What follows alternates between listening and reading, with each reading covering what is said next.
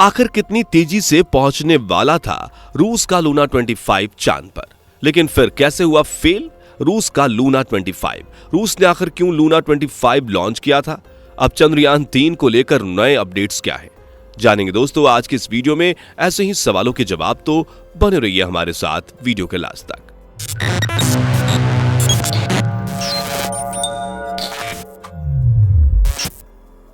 दोस्तों जैसा कि आप सभी जानते हैं, मून मिशन पर भेजा गया चंद्रयान 3 का लैंडर 17 तारीख को सक्सेसफुली प्रपल्शन मॉड्यूल से अलग हो गया था, जिसके बाद इसने चंद्रयान से अपनी दूरी को और भी ज्यादा कम करना शुरू कर दिया था।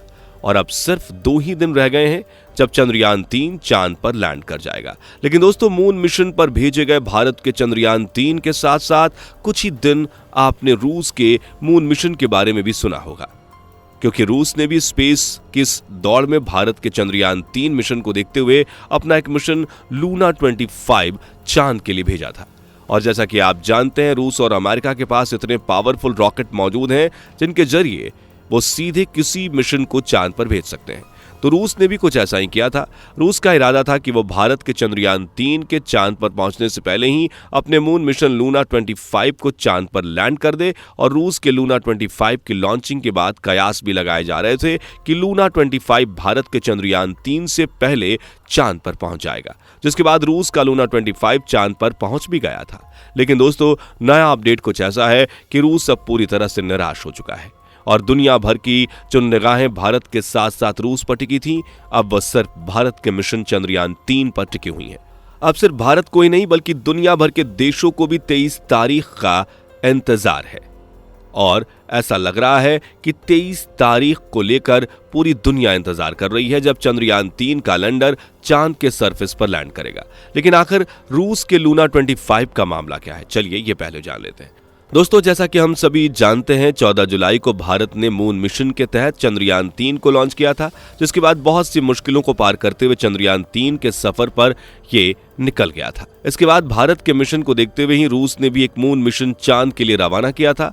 हालांकि रूस ने अगस्त के महीने में 11 अगस्त को लूना 25 चांद के लिए रवाना किया, लेकिन जैसा कि हमने बताया, रूस के पास ऐसे रॉकेट हैं जो सीधे किसी सैटेलाइट को चांद तक पहुंचा सकते हैं।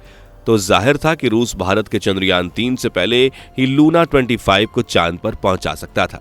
इसलिए रूस की स्पेस एजेंसी रोसकॉस्मोस का दावा भी यही था कि वो चांद पर इसरो से पहले पहुंच जाएंगे। वैसे उनके दावे में दम इसलिए था क्योंकि रूस दुनिया के उन 3 देशों में शामिल है जो किसी एयरक्राफ्ट को चांद की सतह पर सेफली लैंड करा चुके हैं।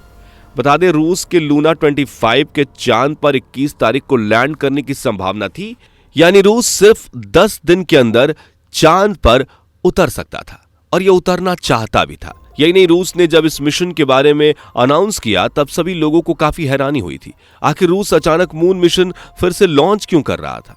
क्योंकि सभी जानते थे कि रूस ने लूना 25 से पहले लूना 24 की जब लॉन्चिंग की थी, उस समय को बीते हुए करीब 47 साल गुजर चुके थे।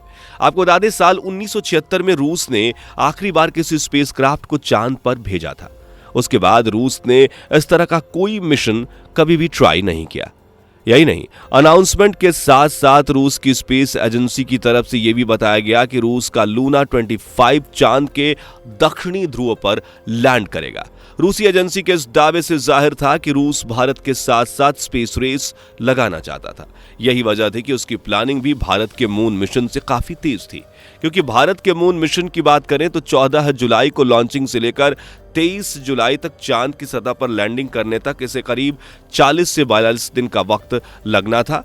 इसके बावजूद भी इसरो वैज्ञानिकों ने ऐसा कोई भी दावा नहीं किया कि चंद्रयान 3 चांद की सतह पर लैंड कर ही जाएगा। जबकि रूस की बात करें तो 11 अगस्त को जब रूस ने लूना 25 को लॉन्च किया, तब तक भारत के मिशन को लॉन्च हुए करीब 28 दिन बीत चुके थे, यानी चंद्रयान 3 चांद तक पहुंचने के ज्यादा नजदीक था।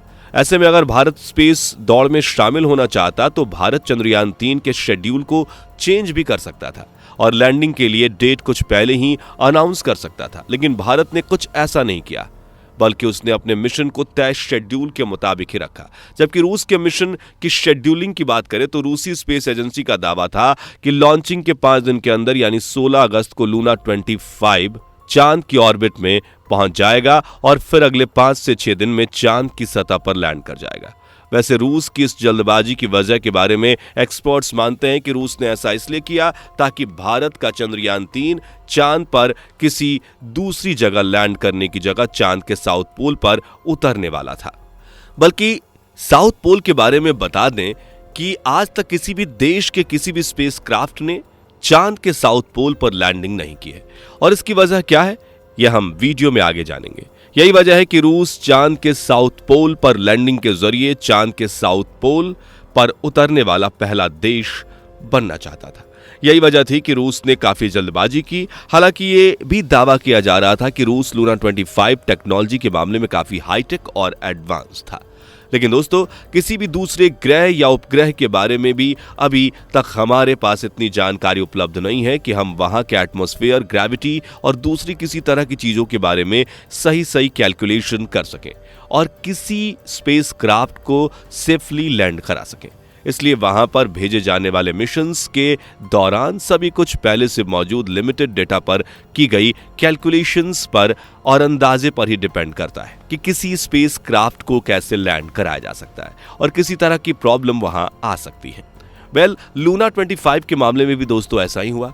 11 अगस्त को लॉन्चिंग के 5 दिन बाद लूना 25 ऑर्बिट में पहुंच गया और इसके बाद इसने चांद के चक्कर लगाना शुरू कर दिए और उसी तरीके से चांद से अपनी दूरी और अपनी स्पीड को कम करना शुरू किया, जिस तरह से चंद्रयान-3 ने अपनी दूरी को कम किया था। अब चूंकि लूना 25 के पास पावरफुल रॉकेट था, इसलिए वो चांद पर चंद्रयान के मुकाबले जल्दी ऑर्बिट चेंज कर सकता था और कई ऑर्बिट्स उसने काफी जल्दी चेंज भी कर ली थी, बल्कि चांद के काफी नजदीक भी पहुंच गया था। लेकिन जैसा कि हमने बताया कि किसी भी दूसरे ग्रह या उपग्रह के बारे में ज्यादा जानकारी ना होने की वजह से क्या हो जाए और कब हो जाए, इस बारे में कोई ठीक से नहीं कह सकता। तो ऐसा ही कुछ मामला हुआ रूस के लूना 25 के साथ। बता दें कि जब लूना 25 20 अगस्त को सुबह 9 से 10 बजे के बीच चांद की प्री लैंडिंग ऑर्बिट में दाखिल हो रहा था, तभी इसमें किसी तरह की तकनीकी खराबी आ गई, जिसके बाद यह सीधा चांद की सरफेस पर क्रैश कर गया। प्राप्त जानकारी के अनुसार दोस्तों, जिस समय लूना 25 चांद की प्री लैंडिंग ऑर्बिट यानी कि 30x100 की पेरिजी और अपोजी वाली ऑर्बिट में दाखिल हो रहा था, उसी दौरान इसमें कई तरह की टेक्निकल प्रॉब्लम आ गई, जिसके बाद इसका बैलेंस बिगड़ गया और ये गोल घूमने लगा। हालांकि रूस के वैज्ञानिकों ने इसे फिर से कंट्रोल करने की काफी कोशिश की, लेकिन लूना 25 कंट्रोल में नहीं आया। साथ ही उसके साथ कांटेक्ट भी टूट गया, जिसके बाद लूना 25 चांद के सरफेस पर क्रैश कर गया। अब दोस्तों, चांद के इतना करीब पहुंचने के बाद आखिर किस तरह की खराबी आई, ये तो जांच के बाद ही पता चलेगा।